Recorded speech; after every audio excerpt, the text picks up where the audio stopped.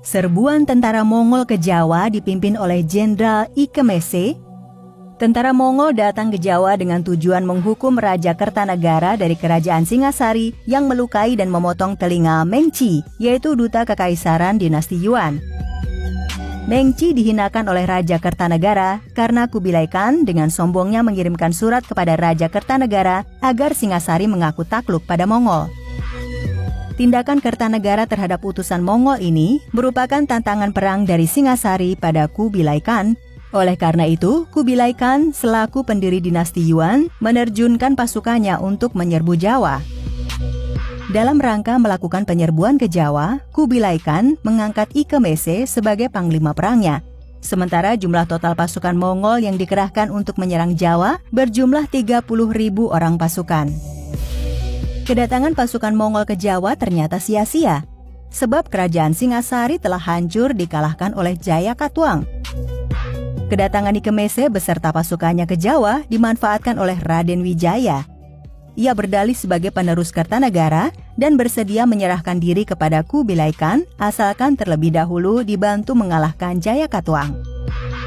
Persekutuan Raden Wijaya dan orang-orang Mongol didengar oleh Jayakatwang, sehingga ia langsung mengirim pasukan untuk melawan Raden Wijaya dan orang-orang Mongol. Namun pasukannya dapat dikalahkan oleh bangsa Mongol hingga akhirnya pada tanggal 20 Maret 1293, gabungan pasukan Mongol dan Majapahit serta tambahan pasukan dari Madura menggempur Daha Kerajaan Kadiri II dengan hasil dimenangkan oleh pihak Raden Wijaya dan Mongol. Kematian Jayakatwang menurut kitab Pararaton dan Kidung Panji Wijayakrama terjadi selepas Jayakatwang menyerah. Ia ditawan di benteng pertahanan Mongol di Hujung Galuh, kemudian ia meninggal dunia di dalam penjara dengan status sebagai tahanan Mongol. Namun, terdapat asumsi lain yang mengatakan Jayakatwang dihukum mati di atas kapal Mongol sebelum meninggalkan tanah Jawa. Keberhasilan Raden Wijaya terbayar sudah setelah niatnya terbalaskan menghancurkan Kadiri II di bawah pimpinan Jayakatwang. Setelah berhasil membantu Raden Wijaya, kini bangsa Mongol menagih janjinya untuk tunduk kepada bangsa Mongol dan menjadi bawahan dinasti Yuan di Tiongkok. Namun, Raden Wijaya yang sangat licik dan licin tersebut berdalih dengan pura-pura meminta izin untuk kembali ke Majapahit, mempersiapkan penyerahan dirinya dengan dikawal beberapa pasukan Mongol. Di tengah jalan, Raden Wijaya membasmi habis pasukan Mongol yang mengawalnya, kemudian memimpin serangan balik ke arah Daha, di mana pasukan Mongol sedang berpesta merayakan kemenangan tanpa siaga.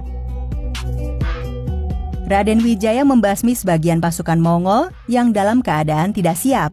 Penyerangan tersebut membuat Panglima Ike Mese beserta pasukannya meninggalkan Jawa. Setelah keberhasilannya mengusir Mongol, Raden Wijaya meresmikan dirinya sebagai Raja Majapahit dengan gelar Kertarajasa Jayawardana pada tahun 1293.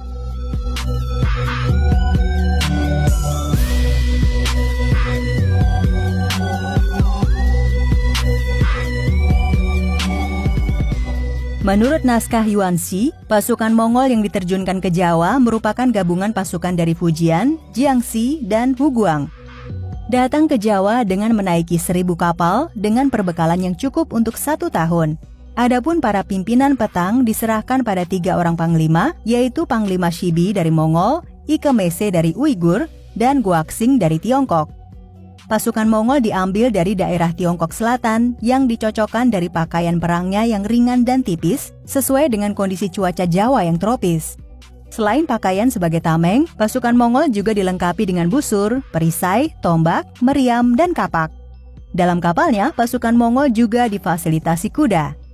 Kapal yang ditunggangi pasukan Mongol diperkirakan memiliki ukuran lebar 11 meter dengan panjang kurang lebih 30 meter yang diperkirakan dapat memuat 20 atau 30 orang pasukan.